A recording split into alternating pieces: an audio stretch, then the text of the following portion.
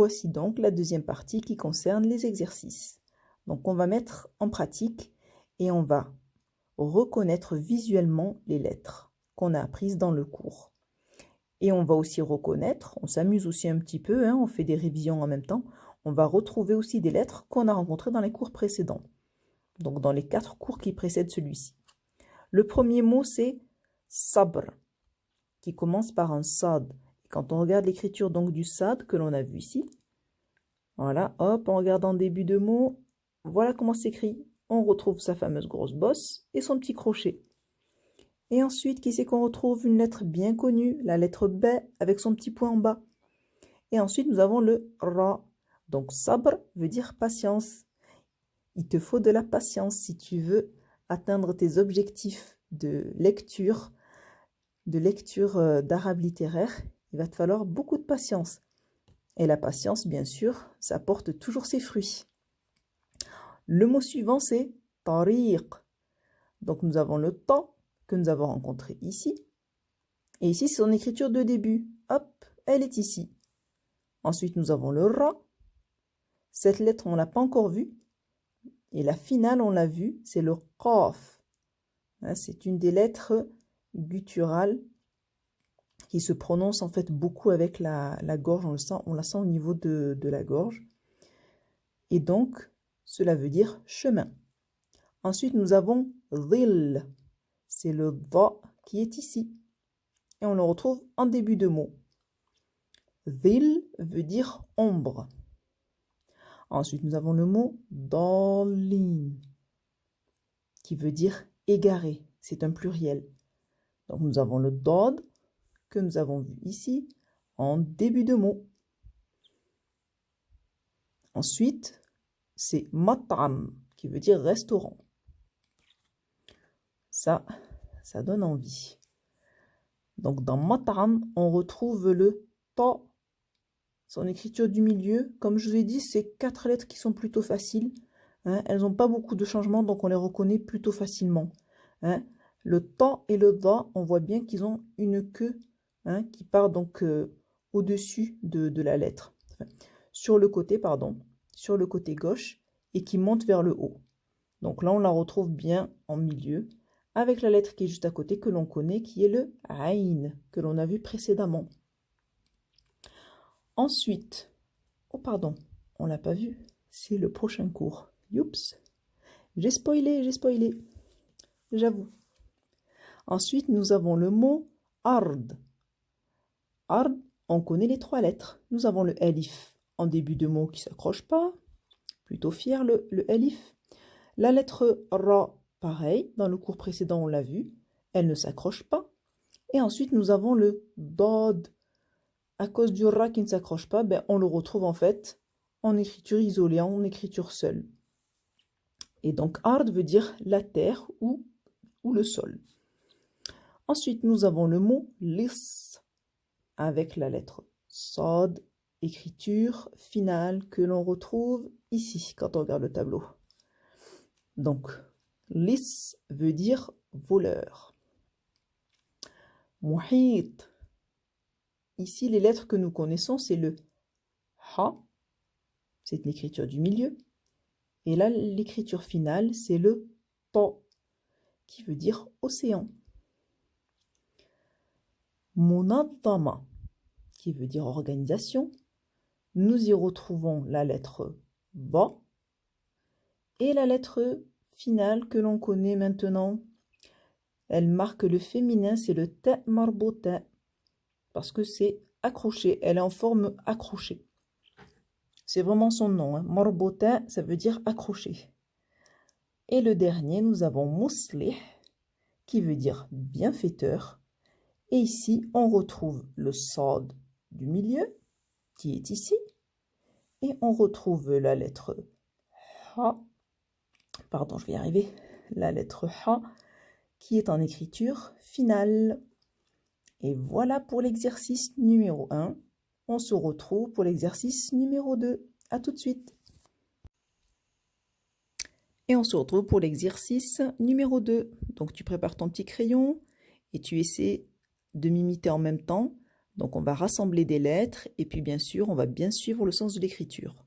Donc comme d'habitude, le premier modèle, je le mets en rouge pour le rendre bien visible et je fais la préparation. Donc le sod quand on veut l'écrire, donc là c'est toujours les écritures isolées que je fais dans les exercices.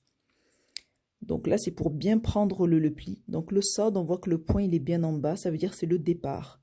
Donc on part d'en dessous de la ligne, on lui fait sa grosse bosse, on reste sur la ligne et pour faire son petit crochet vers le bas, on descend de la ligne puis on remonte à la ligne. Le dod, c'est la même chose. Donc je passe au ta.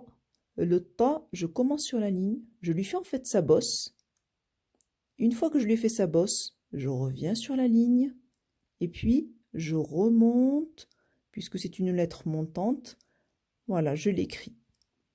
Et pareil en fait pour le da. Donc maintenant on va passer à la pratique. Donc ici, donc la lettre sad. Donc je pars, je commence en dessous de la ligne, je lui fais sa grosse bosse et le crochet et c'est fini. On renouvelle la même opération. Donc on part en dessous de la ligne, je reste sur la ligne et son petit crochet. Je commence, enfin je fais le dernier modèle, donc je commence en dessous de la ligne, je monte, je lui fais sa bosse, je reste sur la ligne et je fais un crochet. Maintenant on va faire pareil pour le dod. Le dod, il ne faudra surtout pas oublier son petit point. On commence sous la ligne, on fait la bosse, on fait le crochet et on termine, on soulève le stylo et on fait le petit point dessus. Encore un autre modèle, sous la ligne, je monte sur la ligne, je fais la bosse, je reste sur la ligne et je fais le crochet, je termine par le point. Encore une fois, je commence sous la ligne, je trace sa grosse bosse, je reste sur la ligne, je descends faire le crochet et je lui fais son petit point. Ensuite, va, donc on commence sur la ligne, on lui fait sa bosse, on reste sur la ligne et on monte jusqu'aux interlignes. Encore une fois, je commence sur la ligne, je vais vers la droite, je reste sur la ligne et je monte lui faire son trait. Encore une fois, je commence à la ligne, je lui fais sa grosse bosse, je reste sur la ligne, je reviens vers la gauche. J'ai fait une grosse bêtise, j'ai retiré mon stylo et je termine par le trait. Je triche un petit peu parce qu'avec le feutre, on ne voit pas très bien quand il y a des défauts. Donc, je continue mon dernier tas de la ligne. Donc, je commence sur la ligne, je lui fais sa bosse, je reviens sur la ligne et je monte dans les interlignes. On va faire le da, ça sera la même chose, sauf que là, il faudra rajouter le point. Sur la ligne, la bosse, je continue le trait et je monte vers le haut, je termine par le point. Encore une fois, je lui fais sa bosse, je reste sur la ligne, je remonte et le point. Donc je commence à gauche. En faisant la bosse, je vais vers la droite. Ensuite, je retourne vers la gauche et je remonte. Tout ça, on fait un maximum pour ne pas s'arrêter comme j'ai fait moi tout à l'heure. L'erreur, il faut bien en faire des erreurs pour se corriger. Donc on commence à la ligne, on fait la bosse, on revient vers la gauche, on remonte et on fait le point. Donc l'écriture, elle est beaucoup plus jolie, mais vraiment beaucoup plus jolie quand on ne soulève pas du tout le crayon ou le stylo. Maintenant pour les deux derniers, c'est la jolie addition, vous savez bien. Donc là on aura le ta, le sad, le va et le dod. Ensuite nous aurons le dod, le va, le sad et le ta. Donc tous ces exercices, ils permettent vraiment de reconnaître les lettres dans les mots, puis après de reconnaître les mots et ensuite de reconnaître les phrases. Donc c'est vraiment des étapes importantes. Et comme je dis, de les écrire, on s'en imprègne encore plus. Donc le ta, son écriture du début, et je vais l'enchaîner. Tu vas voir comment je vais faire avec la grosse bosse du sad. Ça va être un peu spécial. Je fais son petit crochet. Je rajoute le da.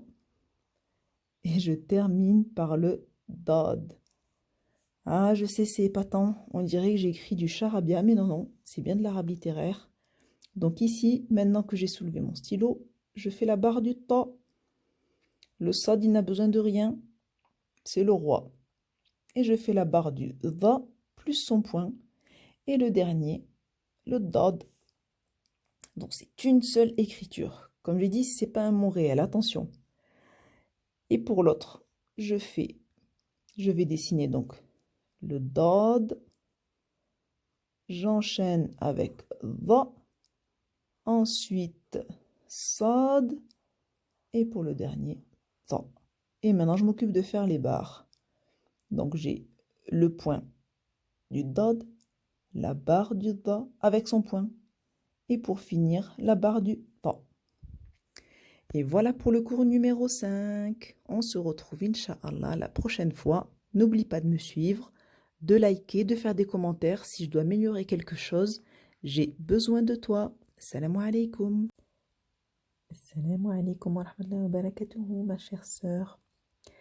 Après un temps d'absence, je reviens vers toi pour t'apprendre 4 nouvelles lettres. Et nous sommes donc dans le cours numéro 5. Donc nous retrouvons Sad, Dad, Ta et Da. Donc la 14e lettre, comme d'habitude, toujours le même tableau. On retrouve dans la première colonne la lettre avec son écriture seule. Donc ici, on a le Sad. Ici, on a donc sa première bosse. Hein, on pense à un dromadaire automatiquement avec mon voyage. Voilà. Et vu qu'il s'accroche, le sad s'accroche, donc on a un petit crochet juste après. Au milieu, un petit crochet devant et un petit crochet à la fin. Voilà. Et on le retrouve avec sa bosse. Et à la fin, on retrouve le petit crochet avec la lettre entière. Donc voilà, sad. Et donc l'écriture phonétique, je ne sais pas si je l'avais mentionné avant. Donc on va dire, c'est une facilité quand on est francophone. C'est un mélange donc d'arabe et de français, c'est-à-dire qu'on a organisé une écriture qui est un entre-deux et qu'on appelle donc la phonétique. Ensuite, la 15e lettre, c'est la sœur du sad. Alors, il faut bien faire attention à la prononciation. Dans le cours précédent, on a vu une lettre qui est plutôt légère, qui correspond au S. Ici, j'ai envie de vous dire, côté français, ça ressemble au C plutôt. C'est un petit peu délicat, mais c'est un C emphatique. Voilà, c'est une lettre plutôt prenante. Donc là, on a 4 lettres qui se prononcent. Faut pas s'étonner si tu as le souffle un peu coupé. C'est des lettres très demandeuses au niveau de la prononciation. Donc ensuite, on retrouve le dad, hein, qui est différent du del que l'on a vu précédemment. C'est une lettre qui se prononçait plutôt légèrement. Ici, c'est le dad avec un point au-dessus. Hein. C'est des jumeaux, à la différence que celui-ci, il a un point. Et l'écriture, en fait, c'est vraiment la même. Donc, on retrouve la bosse du dromadaire avec le point au-dessus et le petit crochet. Pareil pour le milieu, un crochet devant la lettre, ensuite la lettre et un crochet juste après. Et en lettre finale, son écriture finale, on a un petit crochet et puis on retrouve la lettre entière. Après, ça, on va l'appeler quoi? Un petit hameçon, hein? C'est style d'un petit hameçon. Voilà. Et pareil, donc là, l'écriture arabe de la lettre, dad. Et ici, son écriture phonétique, dad. J'ai un petit doute sur ma façon d'écrire. Je ferai une petite recherche pour corriger ma phonétique. Parce que ici, il me manque quelque chose. Regardez bien, on va faire le travail justement ensemble. Ici, on a le dad. Et ici, on a le del. Donc, dad.